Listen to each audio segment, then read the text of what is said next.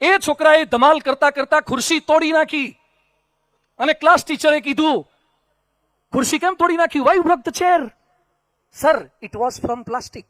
Plastic ની હતી એટલે તૂટે ને, લાકડાની કે લોઢાની હોત તો ન તૂટે. સર કે it's not proper answer, you have to pay 300 rupees. ખુરશી તોડી નાખ્યા એના. છોકરાએ વોલેટ કાઢ્યું, વોલેટમાંથી પૈસા બહાર કાઢ્યા અને 600 રૂપિયા આપ્યા. એટલે સર કે 300 નું કીધું તું, 600 કેમ આપ્યા? એ કે બીજી તૂટશે એના એડવાન્સમાં લઈ રાખો. He was studying in A 6th standard. રાજકોટની એક સ્કૂલમાં 6ઠા ધોરણમાં ભણે છે છોકરો. સ્કૂલનું નામ બોલી નથી શકતો. બીજી રાજકોટ કોર્પોરેશનની સ્કૂલમાં એક છોકરી 3 દિવસ ન ગઈ. એની શિક્ષિકા બહેને કીધું કે બેટા 3 દિવસ કેમ નહોતી આવી? કામ હતું. એ કે ઘરેથી એક ચિઠ્ઠી લખી લાવજી તારા મમ્મી પપ્પાની કે કામ શું હતું. છોકરી ઊભી થઈ, બ્લેડ કાઢી અને પછી અહીંયા નસ પર મૂકી. એ કે બેન ખબર છે ને હમણાં આત્મહત્યાઓ બહુ થાય છે, નસ કાપી નાખીશ, I will commit the suicide અને તમારે જેલમાં જવું પડશે, તમારું નામ આપીને જઈશ. મેડમ કે બેસી જા, ચિઠ્ઠીની જરૂર નથી.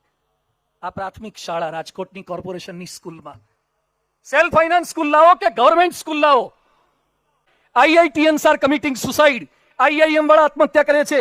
રાજકોટના એમડી એનેસ્થેટિક ડોક્ટરે આત્મહત્યા કરી. રાજકોટના કેટલા ડોક્ટરોના છૂટાછેડા થયા છે હું નામ સાથે તમને ગણી શકું, અને કેટલાના થવાના છે ને એ પણ મને ખબર છે.